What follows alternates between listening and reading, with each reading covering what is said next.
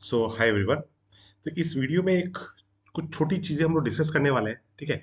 अब ये जो चीजें हैं एक्सक्लूसिवली मतलब एंट्रेंस के लिए है, ठीक है। बोर्ड एग्जाम में इससे रिलेटेड क्वेश्चन नहीं पूछते हैं। हाँ, प्रैक्टिकल में पूछ सकते हैं, प्रैक्टिकल में वाइवा में आपसे पूछ सकते हैं। ठीक है।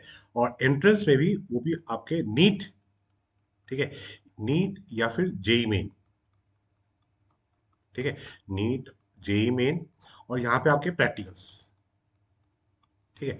प्रैक्टिकल्स, थ्योरी में इससे रिलेटेड क्वेश्चंस मतलब आने के चांस मतलब रेयर है। ठीक है। एकदम छोटा वीडियो है। ठीक है। ये जो चीजें देख हम लोग डिस्कस करने वाले हैं, इसका मैं पीडीएफ भी आपको दे दूंगा। आप उसको डाउनलोड आराम से कर सकते हैं। ठीक है। तो बेसिकली हम लोग इसमें इस वीडियो में क्या डिस्कस करने वाले हैं, वो है आपका electrical conducting materials for specific use, for specific use. ठीक है। अब यहाँ पे जो पहला है वो हो गया फिलामेंट ऑफ इलेक्ट्रिकल बल्ब। ठीक है। जो इलेक्ट्रिक बल्ब होता है उसका फिलामेंट, अब वो किस मटेरियल का होता है? वो होता है टंगस्टन। टंगस्टन। ठीक है। It has high resistivity and high melting point. High resistivity and high melting point. Resistivity जितना ज्यादा होगा, रेजिस्टेंस उतना ज्यादा होगा, और रेजिस्टेंस ज्यादा होगा तो हीट ज्यादा प्रोड्यूस होगा, हीट ज्यादा प्रोड्यूस होगा तो वो ज्यादा ग्लो करेगा। ठीक है। हाई मेल्टिंग पॉइंट क्यों? क्योंकि अगर वो मतलब हीट प्रोड्यूस हुआ और उसकी वजह से वो मेल्ट हो गया, फिर तो फिलामेंट गया, टूट ही गया। ठीक है। तो मेल्टिंग पॉइंट उसका हाई होना चाहिए। ठीक है। High resistivity and high melting point. ठीक है। नेक्स्ट हो गया आपका element of heating device. Heating device किसका? हीटर या गीजर में जो यूज करते हैं। ठीक है। तो कौन सा एलिमेंट यूज करता है? निक्रोम। निक्रोम। ठीक है। अच्छा, इसका भी सेम प्रॉपर्टी है, high resistivity and high melting point. High resistivity and high melting point. ठीक है।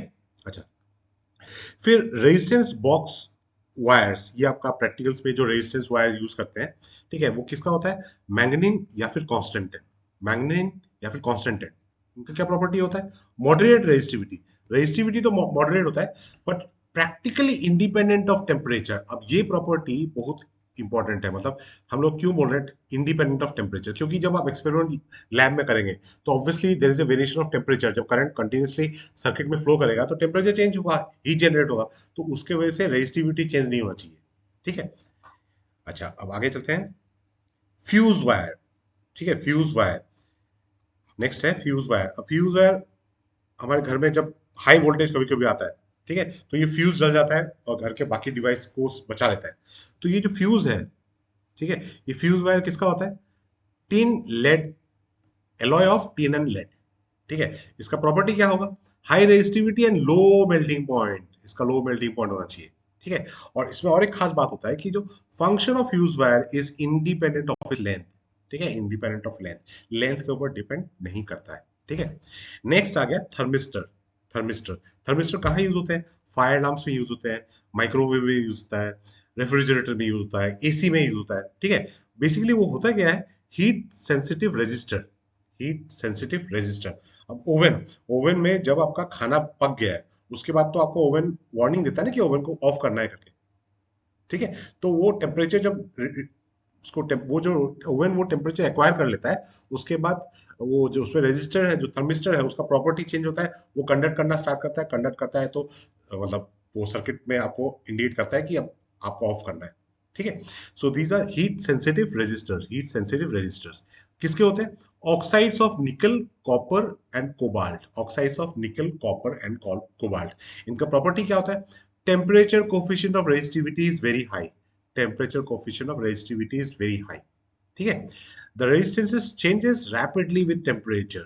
Resistance changes rapidly with temperature. So this is one essential difference. मतलब मैंगनीन और कॉन्स्टेंटाइन जो कि हम लोग रेजिस्टेंस वायर भी यूज करते हैं, उनका जो रेजिस्टिविटी है वो इंडिपेंडेंट ऑफ टेम्परेचर, टेम्परेचर के साथ चेंज नहीं होना चाहिए।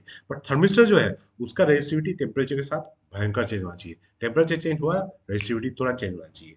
ठीक है। So these are some of the features. Okay. Feature based conductors, तो इसके ऊपर आपके क्वेश्चंस मतलब 1 मार्क के क्वेश्चन आ सकते हैं। और या फिर जो नीट में मैंने बोला, नीट में और जेई में, इनमें तो मतलब क्वेश्चंस क्वाइट कॉमन है। प्रैक्टिकल्स पे श्योर पूछते हैं। ठीक है, प्रैक्टिकल्स पे श्योर पूछते हैं। तो hope this video benefits you. ये सारी चीजें पीडीएफ में आपको डिस्क्रिप्शन में मिल जाएगा, आप उसको डाउनलोड कर सकते हैं। ठीक है।